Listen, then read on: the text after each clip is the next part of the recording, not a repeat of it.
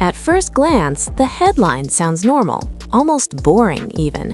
Bad Bunny returns to #1 on the American albums charts. Okay, cool, another chart update, another week, another flex, scroll. Except, no, this one deserves more attention than that. Because when you actually look at how and when this happened, the story stops being routine and starts getting uncomfortable for certain people. The kind of uncomfortable that doesn't trend on social media, but definitely gets discussed behind closed doors. Because this wasn't supposed to happen like this. Shh, turn the volume up, but keep it low. This is rap deepest secrets. The one place the labels can't control, exposing the codes, the cover-ups, the real cost of fame. Help us to monetization by subscribing. Now, back to the video. Let's rewind. For nearly a month straight, Bad Bunny has been quietly, and sometimes not so quietly, surging across more than a dozen Billboard charts. Not just hovering, not just staying afloat, actively climbing, re-entering, reclaiming, the kind of movement that usually requires a massive new release, a deluxe album, or an aggressive label campaign. He did none of that. The first spark came after the Grammy Awards. In 2026, Bad Bunny didn't just attend, he dominated. 3 new trophies, including Album of the Year, a category that, historically, has not exactly been friendly to Spanish-language projects. That alone should have been the headline. But the Grammys were just the warm-up.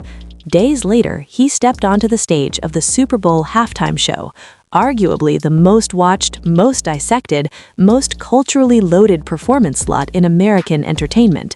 And instead of doing what artists usually do in that moment, watering themselves down for the widest possible audience, he did the opposite. He doubled down on who he already was. Spanish lyrics, cultural references, no apology tour, no "this one's for the crossover audience" energy, just confidence bordering on defiance. And America watched. Tens of millions of people watched. Now here's where things get interesting, because after that, nothing else happened. No new album, no surprise drop, no viral controversy engineered for clicks. And yet, Debí tirar más fotos climbed. That's the part nobody wants to sit with. This week, Bad Bunny returned to #1 on the Billboard 200, the most important album ranking in the United States. Not just Latin charts, not just streaming charts, the main one, the one that measures everything. And he didn't stop there. The album also held firm at #1 on top streaming albums and top Latin albums, while simultaneously rising to the top of top album sales and vinyl albums. Vinyl in 2026 for a Spanish-language album. Let that marinate for a second. Last week, Debí tirar más fotos sat at #2 on the Billboard 200. It was also #2 in vinyl sales and #3 in overall album purchases. That alone would have been impressive for most artists. But instead of sliding down, as albums are supposed to do with time, it went up, which raises the first real question of this story. Why now? Because chart physics usually work one way. Albums debut high, then fall. Attention fades. The algorithm moves on. The industry starts whispering words like longevity in a tone that means the opposite. Bad Bunny broke that pattern. Again. And here's where things start to feel suspicious.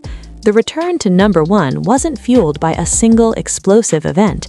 It wasn't driven by controversy or novelty. In fact, one of the biggest reasons cited for the chart shift this week is something almost insulting in its simplicity: a lack of competition. Translation? Nobody else showed up strong enough to stop him. And that's not an accident. That's the result of something deeper. This is the moment in the video where, if you're watching closely, you realize this isn't just a chart update. This is a power check. So pause right here. If you're not subscribed to this channel yet, this is the moment to do it.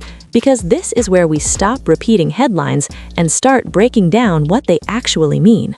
Hit subscribe, turn on notifications. Stay with this, because the twist in this story isn't about Bad Bunny. It's about the industry around him. Now, let's talk about Debí tirar más fotos. From the outside, it looks like a personal album, nostalgic, rooted, almost understated for an artist of this magnitude.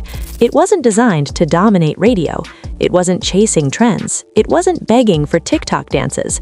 And that's exactly why it's winning. The album didn't age out of relevance because it was never built on novelty in the first place. It was built on identity, memory, cultural specificity, things that don't expire when the algorithm refreshes. And that creates a problem for the traditional music industry playbook, because the industry knows how to market hype, it knows how to push debuts, it knows how to engineer moments. What it doesn't know how to do is compete with authenticity that scales. Bad Bunny returning to #1 without a single new catalyst exposes something uncomfortable. The idea that audiences aren't just responding to what's new, they're responding to what feels real. That's the twist. This isn't a victory lap after the Grammys. This isn't a Super Bowl aftershock. This is a delayed reaction from an audience that didn't just watch him, they processed him. People went back to the album, they replayed it, they bought it, on vinyl, on purpose. And suddenly, an album that already had its moment is back on top of America's most competitive chart. That doesn't happen by accident. It happens when an artist stops being treated like content and starts being treated like infrastructure. Bad Bunny isn't just charting, he's anchoring. And here's where this gets even more telling. No one in the industry seems to be ready to say this out loud yet. The coverage is polite, measured, technical, lack of competition, strong streaming. But behind the scenes, everyone understands what this really signals. It means the rules are shifting. It means Spanish-language albums aren't just crossing over, they're staying. It means cultural gatekeeping is no longer effective. It means the audience is leading and the industry is following late. And Bad Bunny? He's not chasing the shift. He is the shift. So yes, Bad Bunny has returned to #1 on the American albums charts. Yes, Baby Tirar Más Fotos is once again the most consumed album in the country. Yes, he's holding multiple #1 positions across streaming, sales, Latin, and vinyl rankings simultaneously. But the real story isn't the numbers. The real story is that an artist everyone thought they already understood just reminded the entire industry that they still don't, and that should make a lot of people nervous. If you're here for this kind of breakdown, the meaning behind the movement, the story beneath the stats, subscribe to the channel right now. This is what we do. No fluff, no recycled press releases, just context. Because with Bad Bunny, history doesn't repeat, it escalates. And somehow, every time people think the moment has passed, he proves it was only getting started.